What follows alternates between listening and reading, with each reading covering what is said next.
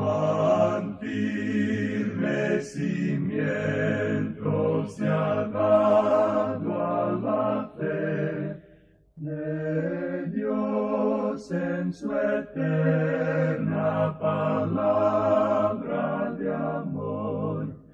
Con el propósito de compartir con usted las inmutables verdades de la palabra de Dios, presentamos A través de la Biblia, un estudio detallado y sistemático de toda la Biblia que le ayudará a conocer lo que Dios ha revelado para nuestro provecho espiritual.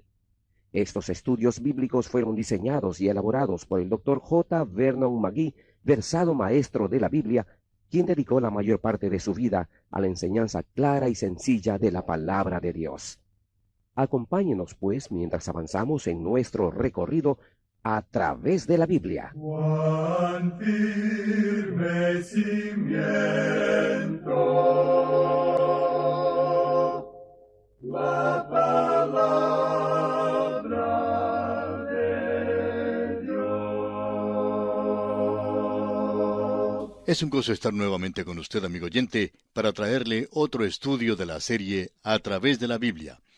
Continuamos hoy nuestro estudio del capítulo 20 del segundo libro de Crónicas. Y en nuestro programa anterior vimos cómo los hijos de Moab y de Amón vinieron contra Josafat a la guerra, y él se sintió, como es natural, muy atemorizado por esto. Pero entonces hizo algo, y es que acudió a pedir socorro a Jehová.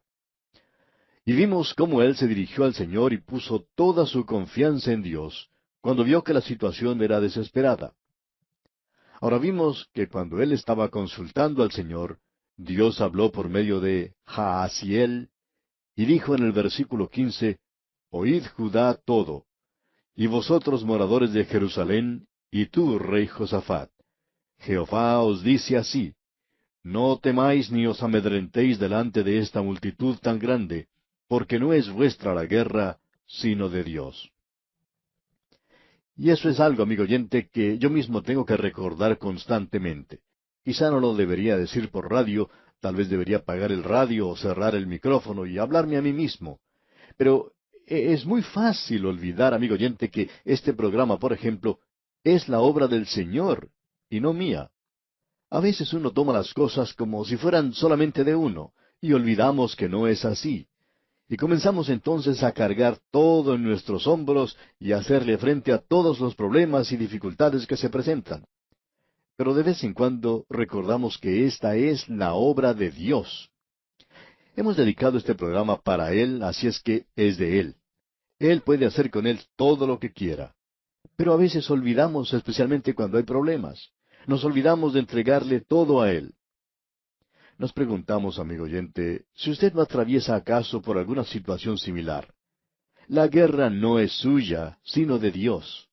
Y ya que es de Él, y esto lo decimos con reverencia, Él tendrá que luchar. Él tendrá que resolver el problema. Yo creo que el secreto de la oración es el de hacerla por fe. Creemos que debemos llevar nuestros problemas y dejarlos a los pies del Señor. Nuestro problema es que no los dejamos allí con frecuencia. Los ponemos todo delante del Señor y le pedimos que mire, pero luego lo recogemos todo otra vez y lo volvemos a cargar. Pero Él dice que son suyos. Qué hermoso, amigo oyente, es poder confiar en Él. No temas, Josafat, la guerra no es tuya, tú no puedes ganar la batalla, es de Dios. Yo me encuentro a veces, y quizá usted también, en situaciones de las cuales no puedo salir, no puedo ver cómo me es posible hacerlo. Y Dios dice, es mi batalla, entrégamela a mí. Nosotros debemos aprender a hacer eso, amigo oyente, dejarle todo en sus manos. Escucha ahora lo que dice aquí el versículo 20 de este capítulo 20 del segundo libro de Crónicas. Y cuando se levantaron por la mañana, salieron al desierto de Tecoa. Y mientras ellos salían, Josafat estando en pie dijo, Oídme, Judá y moradores de Jerusalén. Creed en Jehová vuestro Dios y estaréis seguros. Creed a sus profetas y seréis prosperados. Allí se acercaba el enemigo. Josafat se había inclinado delante de Jehová, había puesto en sus manos la batalla. Y creemos que Dios nos quiere decir en este día, confía en mí, cree en mí, descansa en mí, cree en mi palabra.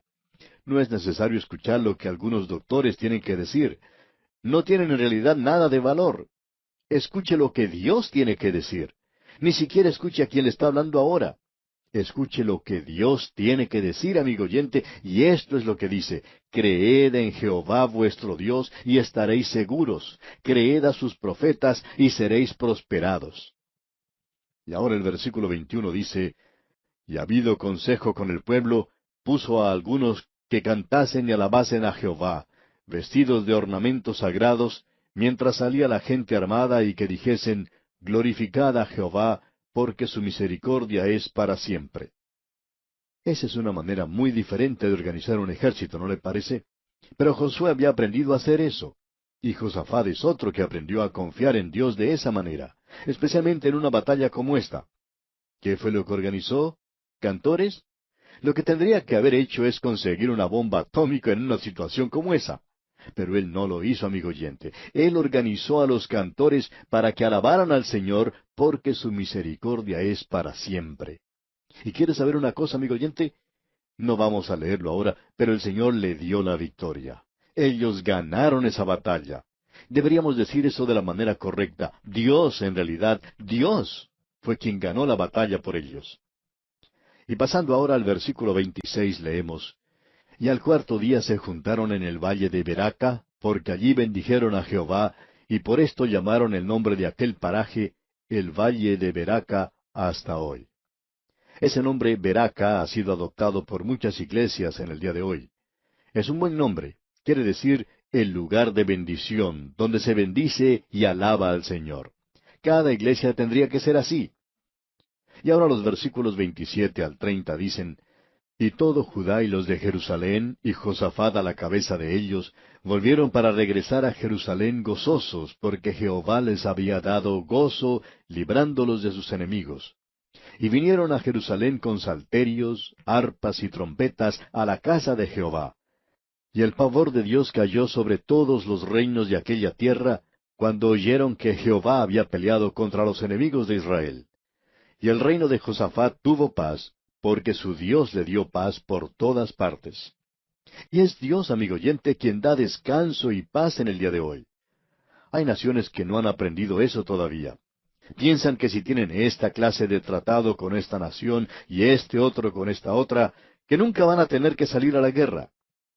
Sin embargo, ya se han llevado a cabo 2 guerras mundiales con la intención de llevar la paz al mundo, pero todo lo que queda es guerra. ¿Y sabe por qué, amigo oyente? Porque Dios no nos ha dado la paz. Y la razón para ello es que nosotros no se la hemos pedido. Veamos ahora lo que dice el versículo 34. Los demás hechos de Josafat, primeros y postreros, aquí están escritos en las palabras de Jehú, hijo de Hanani, del cual se hace mención en el libro de los reyes de Israel. Siguiendo adelante ahora en el capítulo 21, leemos el primer versículo y dice: durmió Josafat con sus padres, y lo sepultaron con sus padres en la ciudad de David, y reinó en su lugar Joram su hijo. Ahora, ¿qué clase de hombre llegará a ser Joram cuando tuvo un padre tan maravilloso como lo fue Josafat? Veamos lo que nos dicen los versículos 2 al 4 de este capítulo 21 del segundo libro de Crónicas. Quien tuvo por hermanos, hijos de Josafat, a Azarías, Jehiel, Zacarías, Azarías, Micael y Cefatías. Todos estos fueron hijos de Josafat, rey de Judá. Y su padre les había dado muchos regalos de oro y de plata y cosas preciosas, y ciudades fortificadas en Judá. Pero había dado el reino a Joram, porque él era el primogénito. Fue elevado pues Joram al reino de su padre, y luego que se hizo fuerte, mató a espada a todos sus hermanos, y también a algunos de los príncipes de Israel. En otras palabras, él eliminó toda la competencia de la manera más cobarde y cruel, dando muerte a todos ellos. Ahora, ¿por qué hizo eso? Veamos lo que nos dice aquí el versículo 6.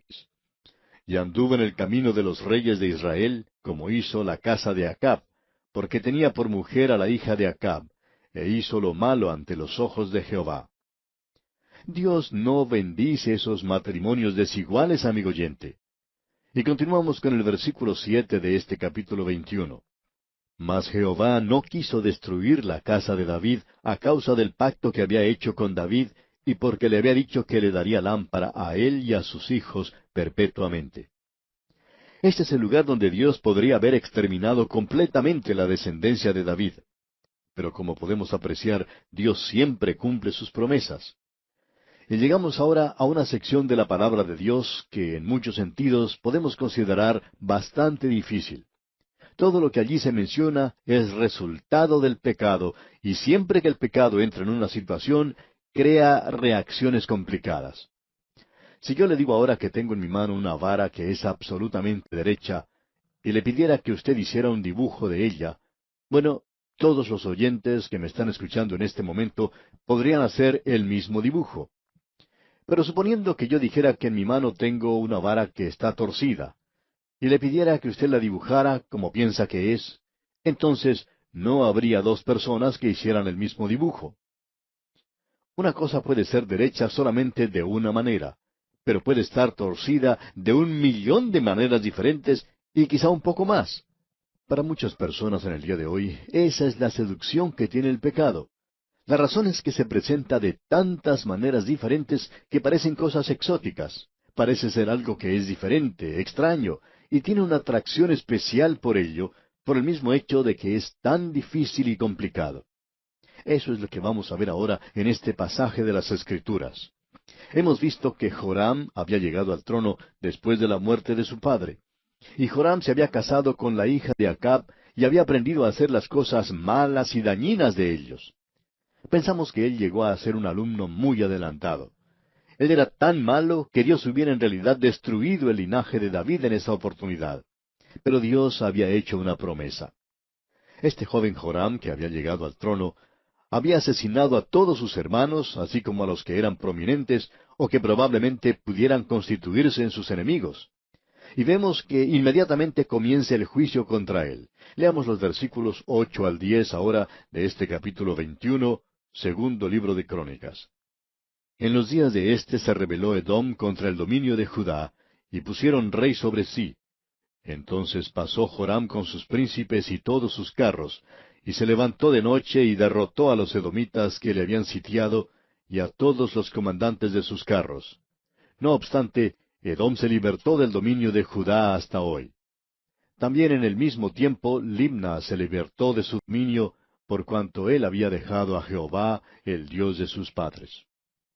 La palabra de Dios dice con toda claridad por qué vino este juicio sobre él y que este juicio provenía de la mano de Dios. No puede tener paz porque él había dejado a Jehová, el Dios de sus padres.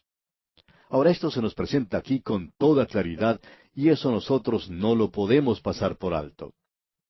En el día de hoy nos ponemos a veces impacientes con las personas que dicen que la Biblia no nos enseña nada. Lo que ellos quieren decir en realidad es que no creen en la Biblia.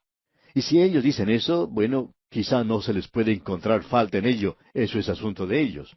Pero cuando tratan de decirnos que la Biblia no nos enseña ciertas cosas, ellos están haciendo una declaración de que Dios nunca haría tales cosas. Dicen que Él no juzga de esa manera. Pues Él sí lo hace, amigo oyente. Y opinamos que lo hace y muchos pueden testificar que Él sí actúa de esta manera. Y ahora leemos aquí en el versículo 11, además de esto, hizo lugares altos en los montes de Judá, e hizo que los moradores de Jerusalén fornicasen tras ellos, y a ello impelió a Judá. Lo que él hizo en realidad fue empujar a la gente nuevamente hacia la idolatría, y Josafat su padre los había librado antes de eso. Dios llama ahora a un viejo amigo, el cual probablemente usted ya ha olvidado, para que entregue un mensaje bastante desagradable. Este es el hombre a quien Dios siempre llamó para entregar mensajes que eran bastante difíciles. Él era un especialista en resolver problemas y es el hombre apropiado para este trabajo. Este hombre es Elías. Ahora alguien quizá diga, yo pensaba que él había sido trasladado al cielo. Bueno, esa información la tenemos allá en el libro de los Reyes, pero aquí en Crónicas se está cubriendo la misma historia. Ahora deseamos que usted note lo siguiente. Y le llegó una carta del profeta Elías, dice aquí el versículo 12. Hay mucha gente que dice que Elías era un profeta que no escribía y que era uno de esos profetas que no había dejado nada escrito. Por supuesto, lo que ellos quieren decir es que no hay ningún libro en la Biblia que tenga o lleve su nombre, o uno que él haya escrito. Bueno, él no escribió un libro, pero sí escribió un mensaje, y ese mensaje chamuscó el papel. Cuando él escribía algún mensaje, amigo oyente, prácticamente quemaba el papel, y aquí lo tenemos. Note usted lo que dice. El único hombre que podría entregar un mensaje como este tendría que ser Elías. Completemos entonces la lectura del versículo 12 y leamos también los versículos 13 hasta el 15 de este capítulo 21 del segundo libro de Crónicas. La carta decía, Jehová el Dios de David tu padre ha dicho así, por cuanto no has andado en los caminos de Josafat tu padre, ni en los caminos de Asa rey de Judá, sino que has andado en el camino de los reyes de Israel, y has hecho que fornicase Judá y los moradores de Jerusalén, como fornicó la casa de Acab, y además has dado muerte a tus hermanos, a la familia de tu padre, los cuales eran mejores que tú. He aquí Jehová herirá a tu pueblo de una gran plaga, y a tus hijos y a tus mujeres, y a todo cuanto tienes, y a ti con muchas enfermedades, con enfermedad de tus intestinos, hasta que se te salgan a causa de tu persistente enfermedad. Bueno, este es un mensaje bastante duro, pero ese es el mensaje que Dios quería entregar a este hombre Joram. El contenido del mensaje no era algo fuera de lo común. Por el contrario, es exactamente lo que uno esperaría que Elías entregara. Las circunstancias que tenemos ante nosotros son extraordinarias. Ahora hay tres interrogantes aquí. ¿Quién? ¿Cuándo? ¿Y dónde? El primero es ¿quién? La profecía es para Joram, el hijo de Josafat. Elías fue trasladado en el 18º año de Josafat. Él no estaba allí durante el reino de Joram, y algunas personas asumen que él no podía haber escrito esta profecía. También hay quienes afirman, bueno, puede ser que no sea el mismo Elías de Tisbe, sino que era otro Elías, otra persona con el mismo nombre. Esto siempre nos recuerda lo que dijo Mark Twain acerca de Shakespeare.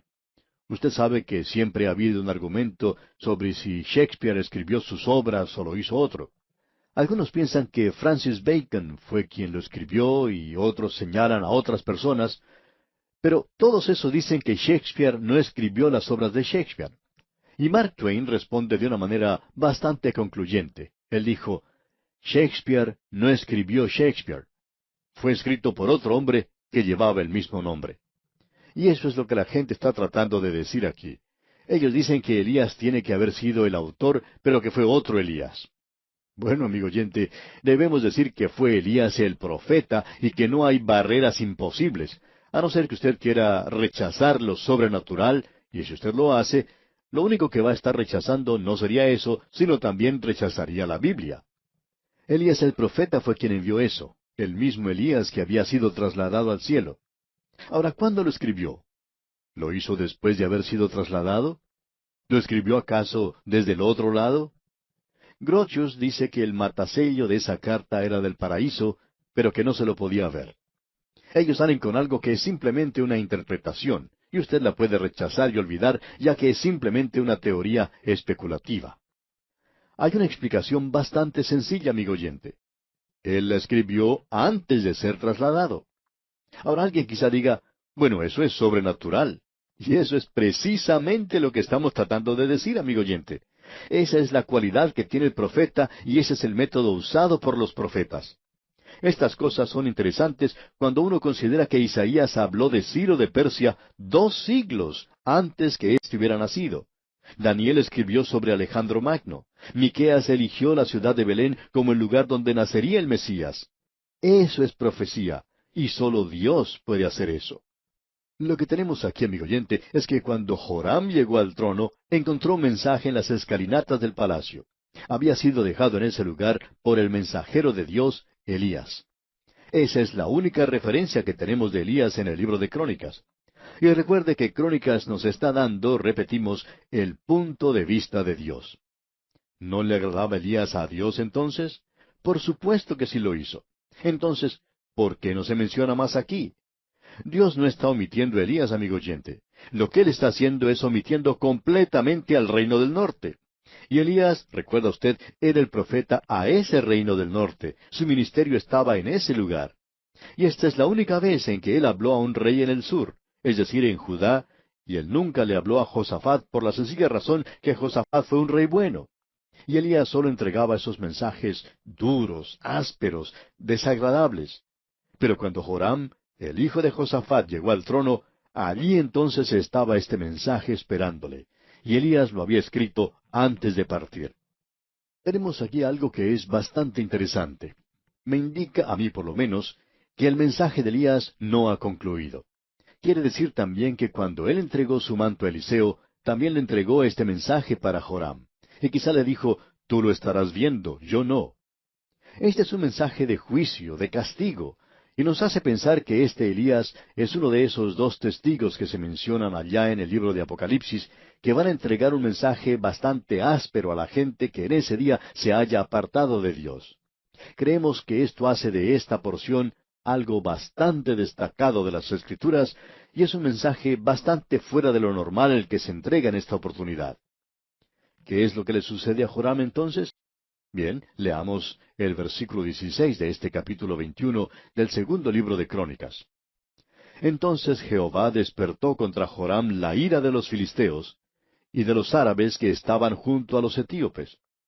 Todos estos hombres habían tenido paz con Asa y con Josafat, pero ahora su espíritu es despertado y va a comenzar la guerra. ¿Por qué? Porque la guerra es siempre el resultado del pecado. Nosotros muchas veces pensamos que la guerra tiene lugar en lugares por allá, alejados en el campo de batalla. Pero la guerra tiene lugar en el hogar, amigo oyente. Allí es donde comienza. Notemos ahora el versículo 17. Y subieron contra Judá e invadieron la tierra, y tomaron todos los bienes que hallaron en la casa del rey, y a sus hijos y a sus mujeres, y no le quedó más hijos, sino solamente Joacás, el menor de sus hijos. Ahora, ¿qué le sucede a Joram? Bueno, continuemos con los versículos 18 hasta el 20. Después de todo esto, Jehová lo hirió con una enfermedad incurable en los intestinos. Y aconteció que al pasar muchos días, al fin, al cabo de 2 años, los intestinos se le salieron por la enfermedad, muriendo así de enfermedad muy penosa. Y no encendieron fuego en su honor como lo habían hecho con sus padres. Cuando comenzó a reinar era de 32 años, y reinó en Jerusalén 8 años, y murió sin que lo desearan más. Y lo sepultaron en la ciudad de David, pero no en los sepulcros de los reyes. El pueblo se había librado de algo bastante malo cuando él murió. Y lo sepultaron, dice aquí, en la ciudad de David. Y note usted, pero no en los sepulcros de los reyes. Este posiblemente haya sido el hombre más odiado que había reinado en esa época. Ahora vamos a ver que su esposa había sido también la mujer más odiada que había reinado. Leamos el capítulo 22, el primer versículo. Los habitantes de Jerusalén hicieron rey en lugar de Joram a Ocosías, su hijo menor, porque una banda armada que había venido con los árabes al campamento había matado a todos los mayores, por lo cual reinó Ocosías, hijo de Joram, rey de Judá. Este era el único muchacho que había quedado. Dice, por lo cual reinó Ocosías, hijo de Joram, rey de Judá. Ahora el versículo 2 dice, cuando Ocosías comenzó a reinar, era de 42 años, y reinó 1 año en Jerusalén. El nombre de su madre fue Atalía, hija de Omri. Notemos aquí que el nombre de su madre fue Atalía, hija de Omri. Ahora el versículo 3 dice, también él anduvo en los caminos de la casa de Acab, pues su madre le aconsejaba que actuase impíamente. Ella en realidad era la reina en el trono. Ella nunca abandonó esa posición. Ahora el versículo 4 dice, hizo pues lo malo ante los ojos de Jehová, como la casa de Acab, porque después de la muerte de su padre, ellos le aconsejaron para su perdición. Ahora note lo que sucede aquí, y esto es en realidad una venganza, o podríamos decir una justicia con venganza que viene sobre él, porque ocurre algo bastante extraño. Después de todo, él está aliado con el reino del norte y con la casa de Acab, ya que él es un hijo de esa casa, habiendo escuchado lo que tenía que decir su madre. Notemos ahora lo que dice aquí el versículo 5. Y él anduvo en los consejos de ellos, y fue a la guerra con Joram, hijo de Acab, rey de Israel, contra Hazael, rey de Siria, a Ramot de Galaad, donde los sirios hirieron a Joram. Parecería aquí que tenemos a la misma persona de regreso, pero usted puede ver que este nombre, Joram, persiste en la familia, y que se le había dado a dos personas diferentes, uno en el reino del norte y otro en el reino del sur. Ahora, este Joram que se menciona aquí era el rey en el reino del norte. ¿Qué fue lo que ocurrió? Pues que Ocosías fue con él. Y aquí vamos a detenernos por hoy, amigo oyente, porque se nos cumplió el tiempo.